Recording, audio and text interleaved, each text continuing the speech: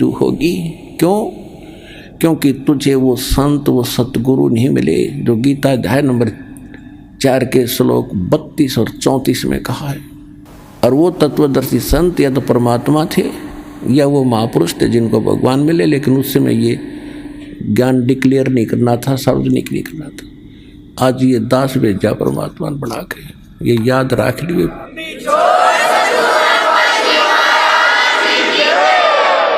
इतनी उम्र बुलंद मरेगा अंतरे। क्यों? क्योंकि सतगुरु लगे न कान न बैठे वो संतरे। ना तो कोई सतगुरु मिला, वो संत नहीं मिले, जिस कारण से कहते सुखदेव ने 84 भुगती बना पजावे खरवो, और तेरी क्या बुनियाद पर तू पंडा पंथ पकड़वो। ऐसी साधना करके सुखदेव जैसे महर्षि ने गधा बनना पड़ा। एक बार अपनी हिस्ट्री बताते हैं सुखदेव जी। उसको दिव्य दृष्टि प्राप्त हुई और डिस्कशन चल रही थी, उसमें एकदम झटका लगा उसको सब ऋषियों के बीच में उसने अपनी आत्म कथा बताई कि एक समय मैं गधे की योनि भोग रहा था और कुम्हार ने खूब काम लिया पुजावे के ऊपर, और जब मैं अंधा हो गया मुझे छोड़ दिया। कर्म अनुसार अंग भंग होते हैं और यहाँ दोनों कर्म भोगने पड़ते हैं जब तक परमात्मा कबीर जी की भक्ति हम नहीं करते हैं। परमात्मा कबीर जी की भक्ति इस दास से प्राप्त होने के बाद आपके पूर्व के सारे पाप कर्मों पर क्रॉस लगा देगा, खत्म कर देगा, भगवान नष्ट कर देगा। जब ही सतनाम हृदय धरो भयो पाप को नाश, हृदय से चिंगारी अग्नि की या पड़े पुराने घास। 1000 टन घास पड़ा हो अड़ंगा और उसमें एक माचिस की सीख लगा दे, सारे ने फूंक कर राख बना देगी और चलेगी तेज हवा, कहीं की कहीं जगह पड़ेगी, ग्राउंड साफ हो जाएगा। जैसे सूरज के आगे बदरा ऐसे कर्म छयारे, प्रेम की पवन करे चितवंजन जल के तेज नयारे। आत्मा और परमात्मा के बीच में ऐसे पाप कर्म बाधा बने हुए हैं जैसे सूर्य के बीच में बादल हों और तेज हवा चलती है, उन बादलों को तितर बितर करके और वो स्वच्छ प्रकाश आप तक पहुंचा देती है। ऐसे बताते हैं कि जैसे सूरज के आगे बदरा ऐसे कर्म छयारे, और प्रेम की पवन और करे चितमंजन फिर झलके तेज नयारे। यानी ये सतनाम का जाप करें, आत्मा में प्यार जागेगा, आंसू आने लगेंगे, आपके टप पड़ा करेंगे। मालिक की चर्चा जरा सी शुरू होती, अभी तो हमारे अंदर वो अड़े पड़े हैं पाप कर्म, हमें अंदर से वो उस स्थिति में आने नहीं देते आत्मा को।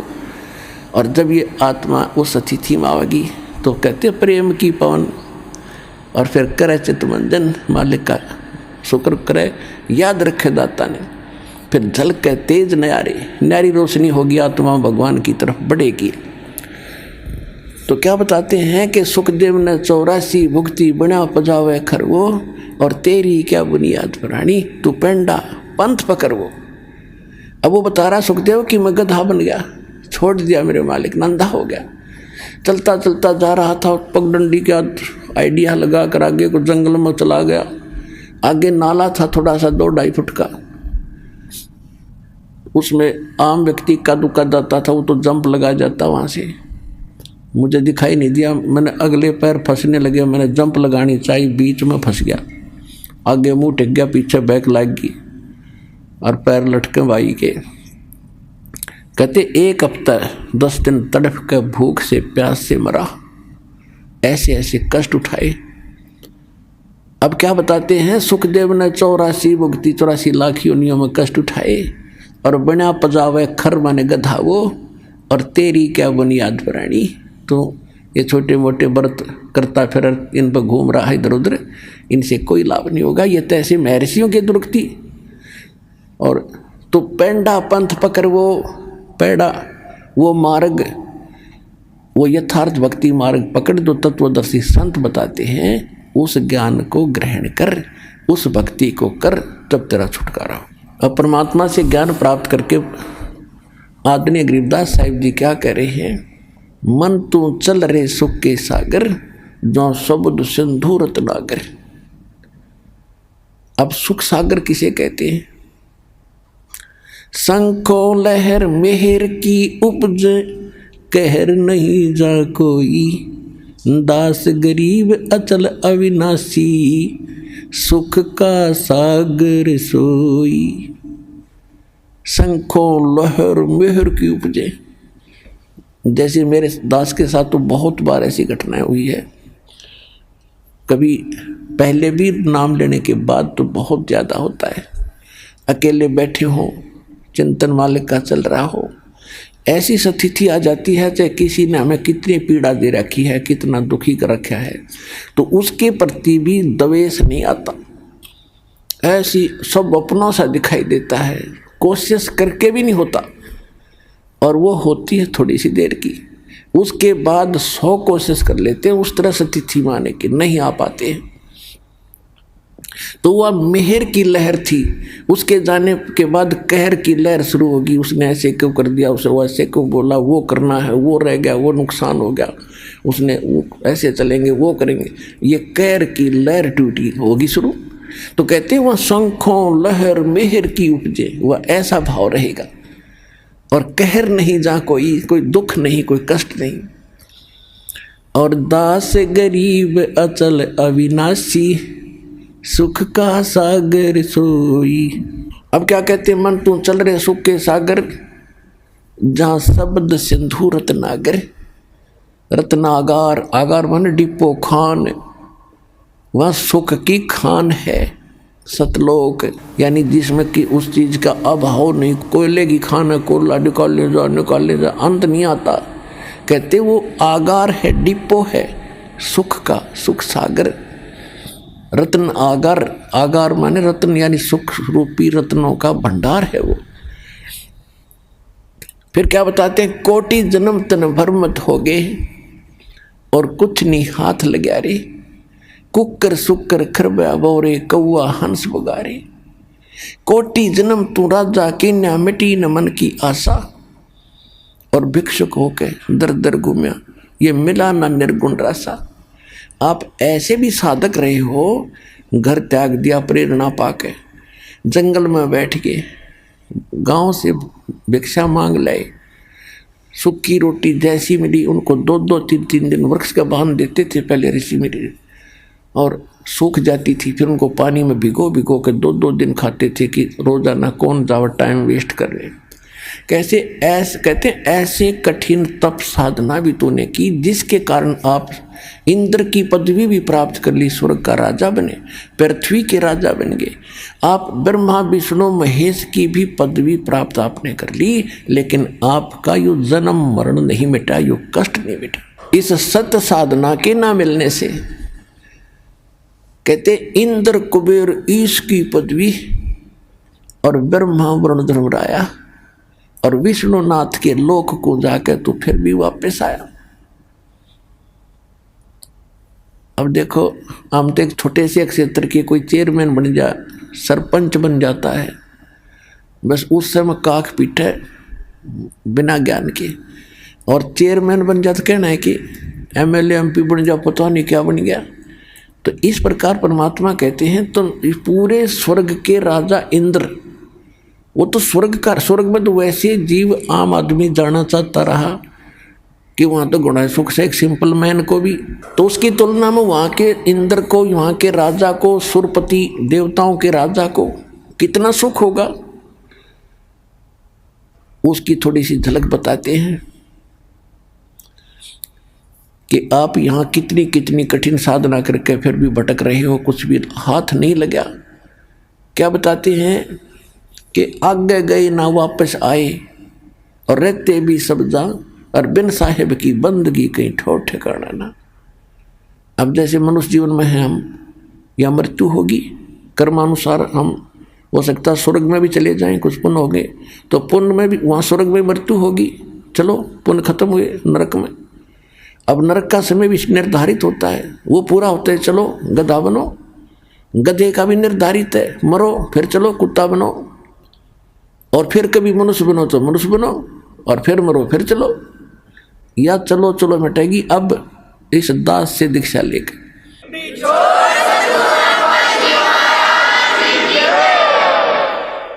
तो क्या बताते हैं कि एक समय मार्कंडे ऋषि, देखो गीता अध्याय नंबर 4 के श्लोक नंबर 25 से लेकर 30 तक यही निर्णय दिया है कि जो भी जैसी साधना करा, कोई ब्रह्म साधना करता है, कोई देवताओं की पूजा करता है, कोई हठ योग करता है, कोई तपस्या करता है, कोई स्वाध्याय करता है, कोई अहिंसावादी तीक्ष्ण व्रत जैसे मुंह पर पट्टी बांध कर नंगे पांव फिरना, इसी को मोक्ष मान रहा है। ये सभी अपनी अपनी साधनाओं को पाप नाशक मानते हैं। पाप नाशक मीन मोक्षदायक, पाप नाश होंगे तभी तो मोक्ष मिलेगा। इसी प्रकार मार्कंडेय ऋषि उसी कैटेगरी का था। उसने ब्रह्म साधना को सर्वोत्तम मान रखा था। इन ऋषियों को ब्रह्म से ऊपर ज्ञान नहीं था, तो फिर भी उसने घोर तप कर रहा था बंगाल की खाड़ी में। अब जो स्वर्ग का राजा बनता है वो बहुत ज़्यादा या तो कोई पुण्य धर्म कर रखे हो, यज्ञ 100 यज्ञ करनी पड़ती है उसको, 100 मन देसी घी उसमें एक बार में लगाना होता है। उसकी कुछ टर्म कंडीशन होती हैं कि 100 यज्ञ करे तब तक वो कोई कंडीशन नहीं फेल होनी चाहिए। यदि उसकी कोई भी वह कंडीशन भंग होगी तो वो फिर नए सिरे से करनी पड़ती है। ऐसी उसमें बहुत भयंकर मर्यादाएं हैं। और दूसरी प्रकार से इंद्र बनता है तप करके, और उस तप के दौरान यदि उसका तप भंग हो जाता है, खंड हो जाता है, तो फिर नए सिरे से उसको करना पड़ता है। और जो इंद्र की पदवी पर इंद्र बैठा है, स्वर्ग का राजा, उसको एक इंस्ट्रक्शन और होती है कि यदि तेरे शासन काल में यदि कोई अन्य प्राणी ने पृथ्वी पर इंद्र की पदवी प्राप्त करने योग्य तप कर ले, या राजनीति है वहां तक चलती है, तो तुझे पद से हटा के बीच में हटा देंगे और उसको वो पद दिया जाएगा। ये तेरी जिम्मेवारी है कि उसको तप नहीं होने देना। ये उसकी मजबूरी बन गई। तो इंद्र राज तो करे है, इसके साथ यह टेंशन साथ रहती है कि कोई ऐसा तप ना कर ले जिससे मेरी इंद्र की पदवी भंग हो जाए। जैसे विश्वामित्र लगा था तप करने, उसके पास स्वर्ग से एक उर्वशी भेज दी और पहले उससे शादी करवा ली।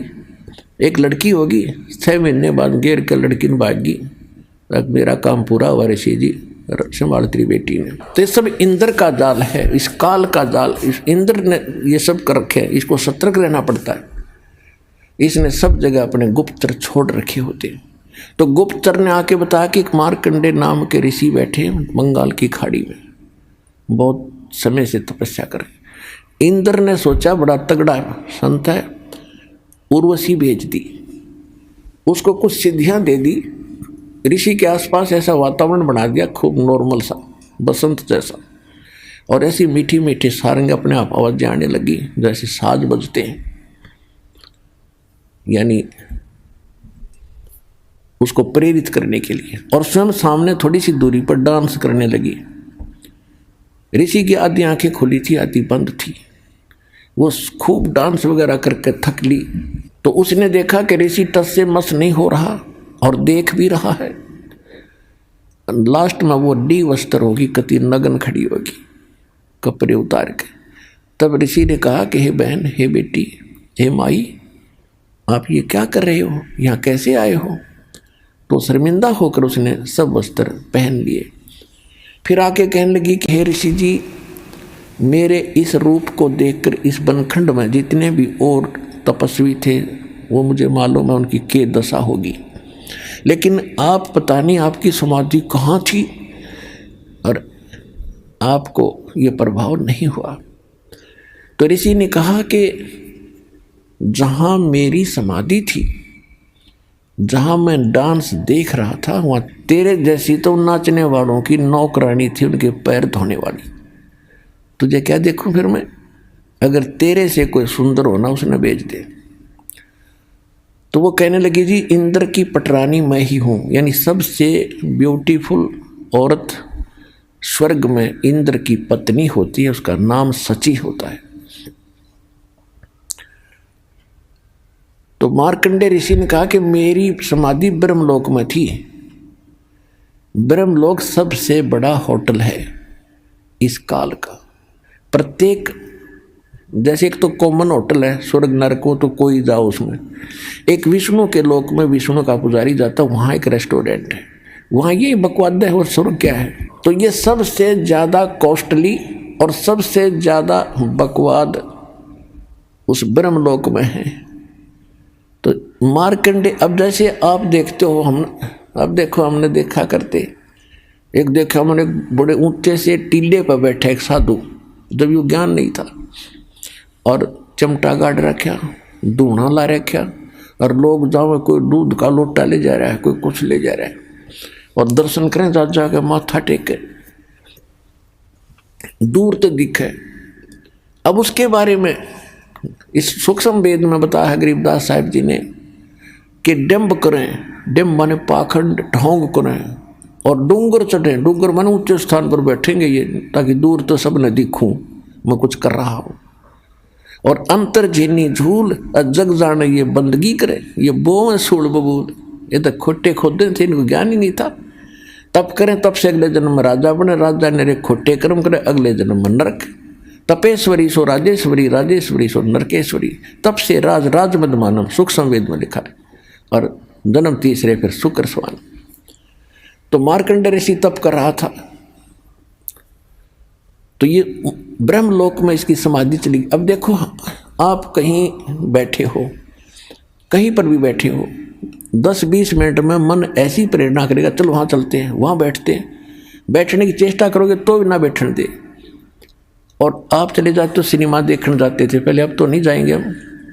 तो 3 घंटे का न्यों नहीं पता लग गया कितनी देर में गई, क्योंकि नई नई बकवास देखने मन को चाहिए, तो ये बैठा रहेगा। तो ये क्या करते हैं कि इनका कोई कमल खुल जाता है साधना से, ऑटोमेटिक। कोई पिछले संस्कार से, पहले भक्ति युक्त लोग थे, बहुत थे, अब ना खुलता किसी का, तो वो पुराने संस्कारों से वो खुल जाता था। तो उसमें वो क्या देखते हैं, जैसे टेलीविज़न ऑन हो गया आपका, कोई चैनल चाल पड़ा, तो उसमें वो कार्यक्रम रिले तो कहीं और से हो रहा, देख रहे हो टेलीविज़न में। तो ऐसे जो ब्रह्मलोक में डांस हो रहा था, उस ऋषि ने वहाँ दिखा था, वो सामने, वो खुल कर सामने रिफ्लेक्ट हो जाता, जैसे डिस्प्ले पर आ जाता है। तो वो डांस देखा था, हम सोचा तपस्या कर रहा ना, मन टेकन दे इन्हें। तो ऐसी थी इनकी तपस्या, मूर्ख बना। आप भी बन रहे थे, हम इनके पीछे लगे रहे, बड़े सिद्ध पुरुष हैं। इसलिए जब उसने इस औरत से भी सुंदर औरतें वहाँ दिख रही थी, टारगेट इसका वहीं जाने का था कि इस नाम के जाप तो साधना से वहाँ जाऊँगा, फिर इनको वहाँ मिलेंगी मुझे। और ये नाम भगत क्या करते, इनका टारगेट क्या था। तो ये भगवान की रोशनी से आपको दाना दाना समझ में आओगा इसका पूरे अध्यात्म मार्ग का, सब कर्मों का, सब अध्यात्म ज्ञान का। अब मार्कंडेय ऋषि कहने लगा तेरे से कोई सुंदर हो उसको भेज।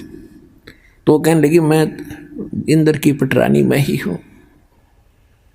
तो उसने कहा कि जब इंद्र मरेगा, ऋषि ने कहा, उसको पता था कि इंद्र की आयु कितनी है, 72 चतुर्युग, 72 चतुर्युग। इंद्र यानी ब्रह्मा के एक दिन में 14 इंद्रों की मृत्यु हो जाती है। ब्रह्मा जी के 1008 वर्ष की पूरा एक दिन होता है, वैसे लमसम इसको 1000 वर्ष मान लेते हैं। जैसे 365 सी 1/4 दिन का अपना वर्ष होता है, इसको हम 365 का मान ले हैं। तो इस प्रकार 72 चतुर्युग तक वो इंद्र का राजा रहेगा, स्वर्ग का राजा इंद्र बना रहेगा। और मार्कंडेय ऋषि को पता था कि इसकी मृत्यु होगी, इतना इनको ज्ञान था। तो इसने कहा, उस औरत से कहा, उस उर्वशी से कहा ऋषि ने कि इंद्र मरेगा तो तू क्या करेगी, तो भी तो मरेगी, तो भी मरेगी। कहने लगी मैं 14 इंद्रों को वरूंगी। अब हिसाब लाइयो पुण्यात्मा, ये 2.5 घंटे सुबह 2.5 घंटे शाम बैठ के अटपट करके सोचो मोक्ष प्राप्ति कर लेंगे। मंत्र ये है नहीं जो मूल मंत्र दास के पास है। तो कहने का भाव यह है कि इतनी तपस्या, इतने पुण्य किए थे उस पुण्यात्मा ने, जो इंद्र की पटरानी बनी हुई है, उसकी कितनी 1000 चतुर्युग की आयु थी उसकी, 1008 चतुर्युग की। क्योंकि कह रही है कि इंद्र मर जाएगा, मैं न्यों की न्यों रहूँगी, नेक्स्ट इंद्र वहाँ आएगा तपस्या करके, वो मेरा पति होगा। यानी मैं तो स्वर्ग की रानी पटरानी बनी रहूँगी, इतने समय तक इंद्र मरते रहेंगे। तो मार्कंडेय ऋषि ने कहा कि वो 14 इंद्र भी मरेंगे, और फिर तू क्या करेगी कि जितने इंद्र मैं वरूंगी वह तो गधे बनेंगे मृतलोक में, और फिर बाद में मैं गधी बनूंगी। तो मार्कंडेय ऋषि बोला फिर मुझे वहाँ क्यों ले जा रही थी कि मैं अपनी इज्जत रखने के लिए, यदि मैं हार कर जाऊंगी तो मैंने दुआगन करेंगे, मुझे दंड देंगे, मजाक करेंगे, मेरी बेइज्जती करेंगे, तू हार का आएगी। मार्कंडेय ऋषि बोला तू आज भी गधी 14 खत्म करेगी, और मरने के बाद तू स्वीकार कर रही है कि मैं गधी बनूंगी, वो गधे बनेंगे, सारी भी इज्जत की ठेकेदारी बन रही है अपनी इज्जत रखने के लिए। तो यह सब की बुद्धि भ्रष्ट हो रही है पुण्यात्माओं। अब इतने में इंद्र आ जाता है और आके कहा कि हे बंद नवाज, आप जीते हम हारे, इंद्र की गद्दी प्राप्त करो। मार्कंडेय ऋषि कहता अरे इंद्र का राज मेरे लिए तो काग की बीट है, मुझे नहीं चाहिए ये। आजा तुझे इंद्र ऐसी विधि बताता हूं कि आप ब्रह्मलोक में चले जाओगे, वह हजारों युगों तक और मौज करोगे, बहुत लंबा समय है। अब इंद्र क्या कहता है कि महाराज जी फिर देखेंगे, तो मौज करने दे। पुण्यात्माओं सबकी बुद्धि पर पत्थर पड़ गए। अब आप किसी व्यक्ति मित्र को जिसने समय पर टूक मिलते हो, अच्छी पोस्ट हो, थोड़ा बहुत धन हो, सामने घुट्टी लगा ले, तो उसको जाकर आप यूँ कहो कि भाई चलो भक्ति कर लो, ऐसे हो जाएगा वैसे हो जाएगा, और फिर ज्ञान तो आपको पता ही है कि गधे बनेंगे कुत्ते बनोगे। तो कहता फिर देखेंगे तो मौज करने दे। फिर के देखा गधा बने पास तो कुम्हार देखेगा, कर्म मारेगा, लठ तेरा 2.5 मन का बोरा धरेगा। देखना अब देख मूर्ख, ज्ञान सुन समझ और छोड़ बुराई ले, नाम भक्ति कर भगवान की। अब देखना है, फिर क्या देखेगा। तो ये इंद्र का बीमारी, वो राज ना छूटे, गुटी ना छूटे, वो ठाठ ना छूटे, वो जी फिर देखेंगे।